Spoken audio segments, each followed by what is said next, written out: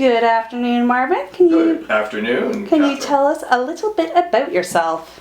Well, Catherine, I'm a newly retiree, but actually it's no longer newly. It's it's getting on to be 6 years, believe it or not. From McMaster University, I had a 28-year career there as an entomology prof. I taught courses in undergraduate. I did my own entomology course. I did one at the 4th year level and one at the 3rd year level. And the 3rd year level course was we went out in the field and the students would meet me there, and it was a 2-week course on insect taxonomy, which is the identification of insects. And yes, it was an outstanding career. I was also in charge of the undergraduate labs in biology, so it was a diverse job that I loved. And I loved working with all the faculty and the staff. And of course the students are my number one love. Their enthusiasm, and I love teaching about the fantastic nature of insects. So yeah, now I'm retired. I'm still doing the same old thing. I mean, right now I've got colleagues that I'm working with on an app called Bugdex, and that's kind of based on Pokemon, the Pokedex.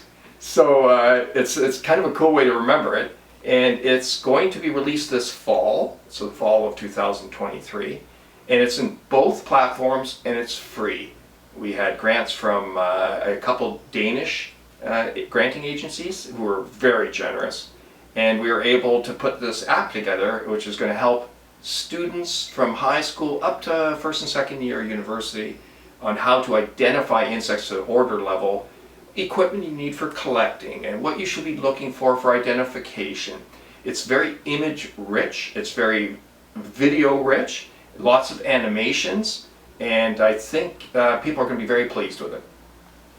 Yeah, that's really exciting. I actually follow the Bugdex page myself. It's a really useful view and gives you a ton of different angles to actually understand all the different bugs, and I love it. Yeah, it's very interactive. You'll be able to touch portions of the insect where there's a green dot, and wings will unfold, or characters that you should be looking for will be highlighted. So it's really cool. It is. So I was wondering if you could actually elaborate a little further on entomology and what entomologists do, as you were a prof of it for a very long time.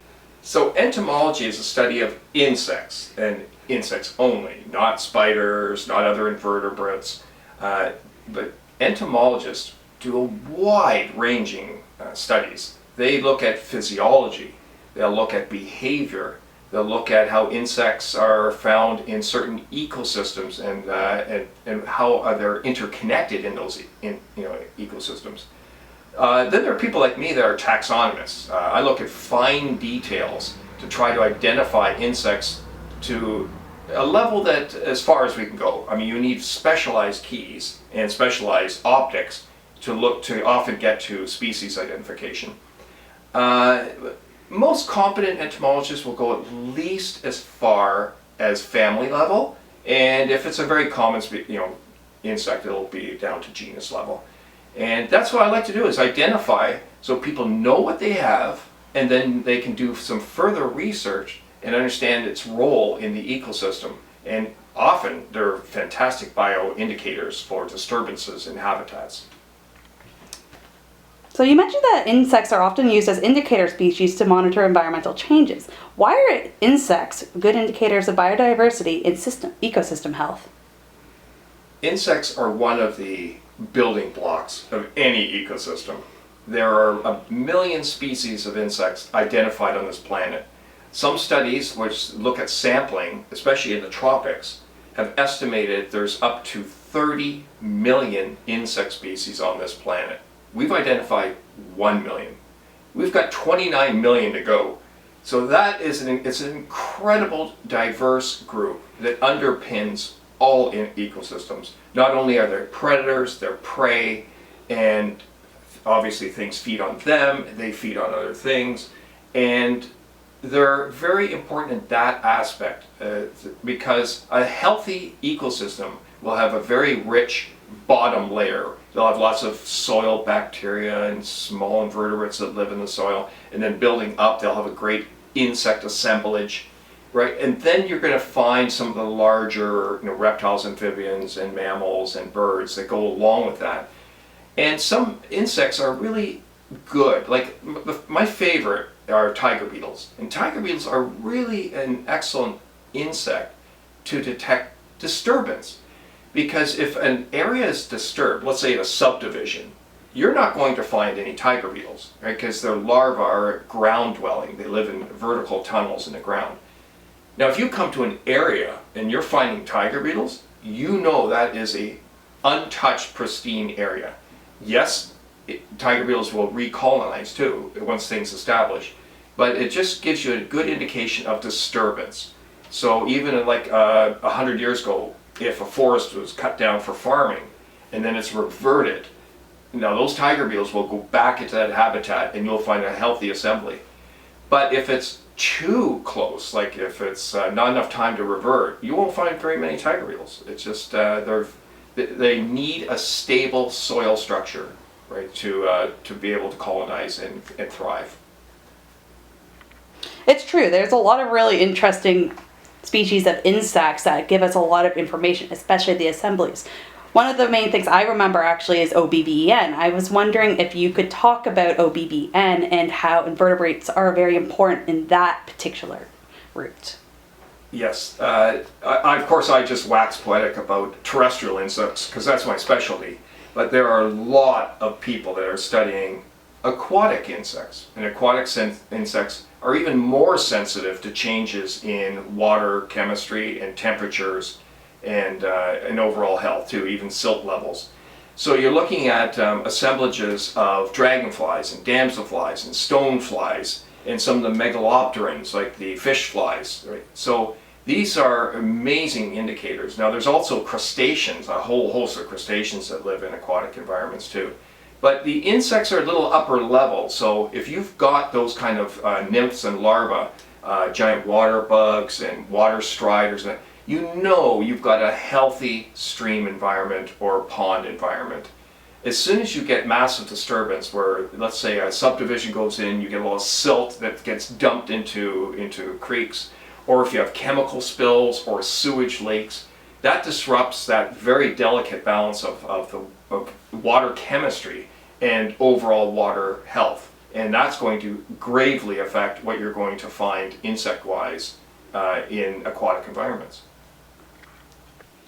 Thank you so much for explaining that to us. I was wondering if you could tell us about the bug biodiversity in Hamilton and what it's like. Is there any particularly interesting species that live around here?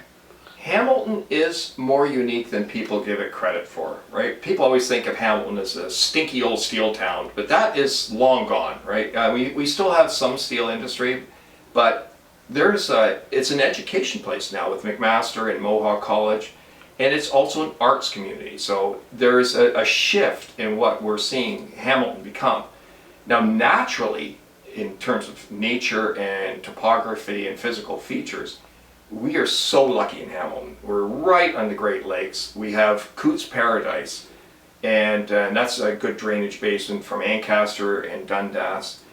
And we have the Niagara Escarpment, which skirts this area on both sides of the Dundas and through Hamilton. And that gives us, obviously, we were talking just briefly about more waterfalls and aquatic environments, but that limestone-rich escarpment also buffers. It's a natural buffer for acid rain. So our lakes and streams below are often well balanced pH-wise, that's very important. Now you're going to have a better assemblage. We are also at the very top of the Carolinian forest. Most of Ontario is mixed deciduous, but we are very lucky because we've got Carolinian forest, which obviously the name derived from the Carolinas. So we have some sort of cool sort of tropical plants and trees that we find in southern Ontario, and I mean it's a very southern Ontario. Let's say from Grand Bend in a line to Kingston, everything south is Carolinian, everything north is eastern mixed deciduous.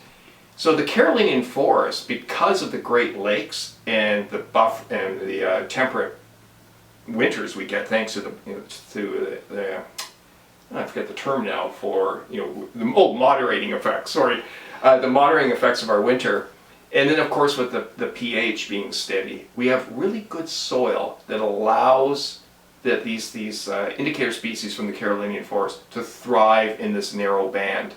So we have like cool things like pin oaks and tulip trees and sassafras, and it's incredible. So it's very kind of exotic looking.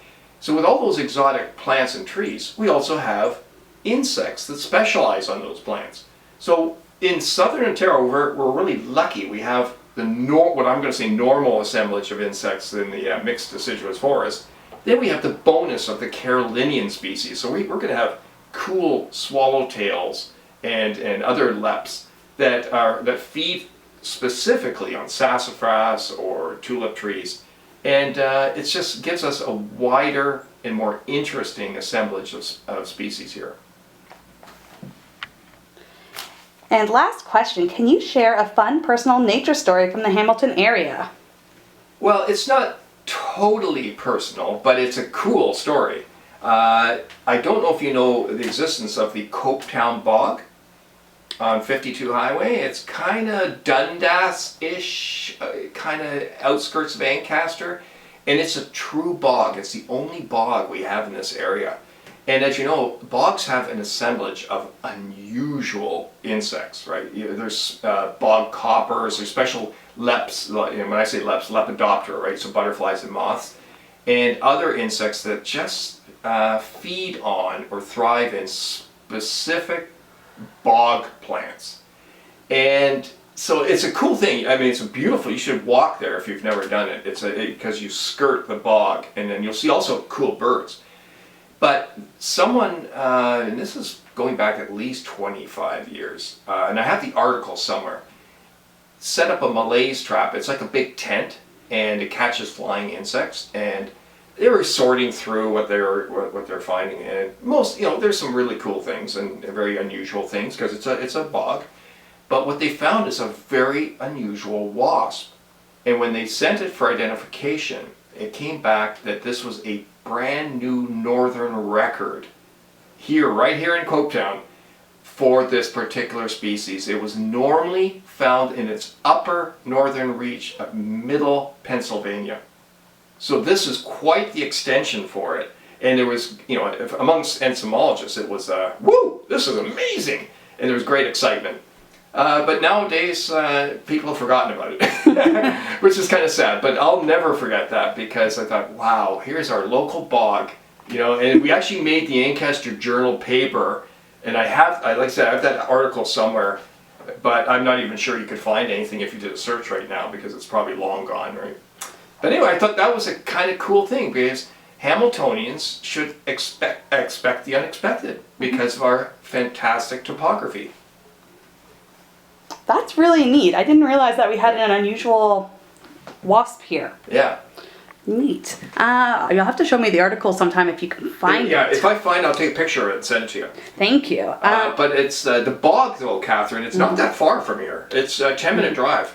If you're ever, obviously you're busy today, but if you ever want just to hike somewhere, it's got nice trails. It's got a parking lot, and you can go and do the circumference of it. Some people actually go into the bog. They bring their rubber boots. Yeah, and it's a really cool place.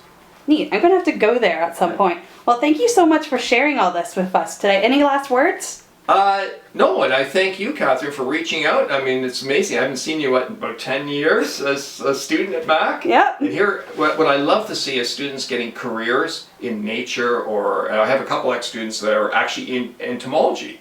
And it makes me proud. It makes me happy that people are following their passion and their love.